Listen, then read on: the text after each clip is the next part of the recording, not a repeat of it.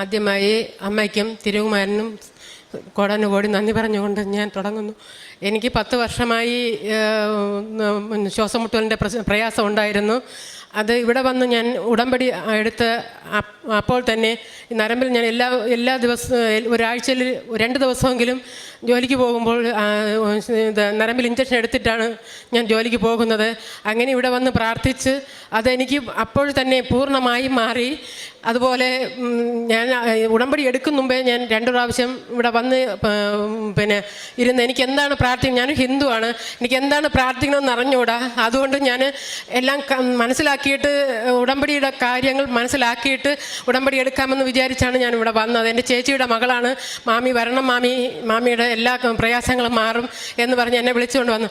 അപ്പോൾ എനിക്ക് ഒരു ഭവനമില്ല, 10 വർഷം കൊണ്ട് ഞാൻ വാടകയ്ക്കായിരുന്നു. അങ്ങനെ ഇവിടെ വന്ന് ഞാൻ പ്രാർത്ഥിച്ചിട്ട് വീട്ടിൽ ചെന്നപ്പോൾ എന്നെ പഞ്ചായത്തിൽ ഞാൻ എഴുതിയിട്ടിരുന്നു. അങ്ങനെ പഞ്ചായത്തിൽ നിന്ന് എന്നെ വിളിക്കുന്നു, എനിക്ക് ലിസ്റ്റിൽ പേരുണ്ടെന്ന്. അങ്ങനെ എനിക്ക് ആദ്യമായി അവിടെ ഉടമ്പടി എടുക്കും മുമ്പേ എനിക്ക് അങ്ങനെ ഒരു ഭവനമാണ് കിട്ടിയത്. അപ്പോൾ 3 സെൻറ്റ് വസ്തു വാങ്ങിക്കാൻ വേണ്ടി എനിക്ക് പൈസ കിട്ടി, വസ്തു വാങ്ങി. അത് കഴിഞ്ഞ് വീട് വെച്ച് അതെല്ലാം പൂർത്തീകരിച്ച് കഴുകി. രണ്ടാമതാണ് ഉടമ്പടി എടുത്തതിന് ശേഷമാണ് എൻ്റെ അസുഖം പൂർണ്ണമായിട്ടും എനിക്ക് മാറിയത്. രണ്ടാമത് എനിക്ക് 30 വർഷമായി എൻ്റെ മകനെ പ്രസവിച്ച് 2-3 മാസം കഴിഞ്ഞപ്പോഴാണ് എനിക്ക് പൈൽസിൻ്റെ അസുഖം ഉണ്ടായത്. അത് എനിക്ക് ഇരിക്കാനോ നിൽക്കാനോ പറ്റാത്ത അവസ്ഥയായിരുന്നു. കാരണം ഇത് വന്നു കഴിഞ്ഞാൽ എനിക്ക് ഇരുന്ന് കസേരയിലോ തറയിലോ ഒരിടത്തും ഇരുന്ന് എനിക്ക് ചോറ് കഴിക്കാനോ ഒന്നിനും പറ്റാത്ത അവസ്ഥ. എന്നെ ആശുപത്രിയിൽ പോകുമ്പോൾ ഞാൻ കമിഴ്ന്നാണ് കിടക്കുന്നത്. മേശപ്പുറത്ത് ചോറ് കൊണ്ടുവച്ച് ചോറ് നിന്നാണ് വാരി കഴിക്കേണ്ട അവസ്ഥ വന്നിട്ടുണ്ട്. അപ്പോൾ ഇവിടെ വന്നപ്പോൾ ഉടമ്പടി എടുത്ത് പിറ്റേ അന്ന് വന്ന് ഇവിടെ നിന്ന് പ്രാർത്ഥിച്ചപ്പോൾ എനിക്ക് ഇരിക്കാൻ പറ്റുന്നില്ല. ഞാൻ ഒരു സൈഡ് വെച്ച് ഇതുപോലെ തറയിൽ ഒരു സൈഡ് വെച്ച് ഇരുന്നാണ് അന്ന് പ്രാർത്ഥിച്ചത്. അപ്പോൾ ഞാൻ മാതാവിനോട് പ്രാർത്ഥിച്ചു, മാതാവേ എനിക്കാരോടും പറയാനില്ല, എനിക്ക് മാതാവിനോടെ പറയാനുള്ളൂ. എൻ്റെ ഈ അസുഖം എനിക്ക് പൂർണ്ണമായിട്ടും മാറ്റി തരണം മാതാവേ, എനിക്ക് ഇരിക്കാൻ പറ്റുന്നില്ല, എനിക്ക് വേദന കൊണ്ട് സഹിക്കാൻ പറ്റുന്നില്ല എന്ന് പറഞ്ഞ് ഞാൻ ഇവിടെ ഇരുന്ന് ഞാൻ പ്രാർത്ഥിച്ചു കരഞ്ഞു. അപ്പോൾ കുറച്ച് സമയം കഴിഞ്ഞപ്പോൾ എനിക്ക് ആ വേദന കുറേശ്ശെ മാറി. പിന്നെ ഞാൻ അവിടെ നിന്ന് എഴിച്ച് ഞാൻ കസേരയിലിരുന്നു. അപ്പോൾ കുറച്ചൊക്കെ വേദന ഉണ്ടായിരുന്നു. പക്ഷേ എനിക്ക് അപ്പോൾ വന്ന വേദന ഇന്ന് വരെയും പിന്നെ ഞാൻ മരുന്ന് കഴിച്ചിട്ടില്ല. ഒരാശുപത്രിയിലും ഞാൻ ഇതിനു വേണ്ടി പോയിട്ടില്ല. ഞാൻ എൻ്റെ മാതാവിൽ വിശ്വസിച്ച് എനിക്ക് മാതാവ് പൂർണ്ണമായി സൗഖ്യം തന്നു എന്ന് തന്നെ ഞാൻ വിശ്വസിക്കുന്നു. ഇതുപോലെ പല കാര്യങ്ങളിലും എനിക്ക് എന്തെങ്കിലും ഒരു പനിയോ ഒരു വയ്യായികയോ കാലുവേദന എന്ത് വന്നാലും ഞാൻ ഉടമ്പടി തൈലം എടുത്ത് പോയി പ്രാർത്ഥിക്കും, മാതാവേ എനിക്ക് ആരുമില്ല, എനിക്ക് മാതാവല്ലാതെ എനിക്ക് വേറെ ആരുമില്ല എന്ന് പറഞ്ഞ് ഞാൻ ചെയ്തിട്ടുള്ള എല്ലാ കാര്യങ്ങളും എനിക്ക് മാതാവ്, എൻ്റെ അമ്മ മാതാവ് എനിക്ക് സൗഖ്യം തന്നു. അതുപോലെ ഭവനം ഉണ്ടാക്കുവാൻ എൻ്റെ കയ്യിൽ 1 രൂപ പോലും ഇല്ലായിരുന്നു. 2 ലക്ഷം രൂപ അവിടെ നിന്ന് തന്നു. പക്ഷേ എനിക്കത് വാങ്ങിക്കാനുള്ള ശേഷിയില്ലായിരുന്നു. എൻ്റെ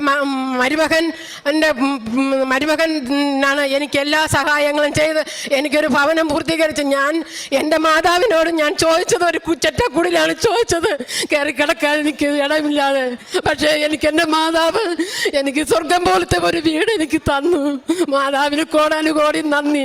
അതുപോലെ എൻ്റെ കൂട്ടുകാരിയുടെ ഹസ്ബൻഡിന് ഒരു ദിവസം രാത്രിയായപ്പോൾ അവൾ വിളിക്കുന്നു, മക്കളടി എൻ്റെ ഭർത്താവിന് വയ്യ, നീ ഇതുപോലെ കൃപാശ്രമത്തിൽ പോകുമല്ലോ, നീ പ്രാർത്ഥിക്കണം, എൻ്റെ ഭർത്താവിന് ഓപ്പൺ സർജറി ചെയ്യണം, അറ്റാക്കാണ്, ICUയിൽ കിടക്കുന്നു. ഞാൻ പറഞ്ഞു, നീ ഒന്നുകൊണ്ടും പേടിക്കണ്ട, നിനക്ക് വേണ്ടി ഞാൻ പ്രാർത്ഥിക്കാം. എൻ്റെ മാതാവ് എന്നെ ഇത്രയും ഇത് തന്നിട്ടുണ്ടെങ്കിൽ നിന്നെയും രക്ഷിക്കും, നിൻ്റെ ഭർത്താവിനെയും രക്ഷിക്കും. അതുപോലെ ഇന്ന് വരെയും ആ ശരീരത്തിൽ ഒരു കത്തി വയ്ക്കാനും ദൈവം ഇട വച്ചിട്ടില്ല.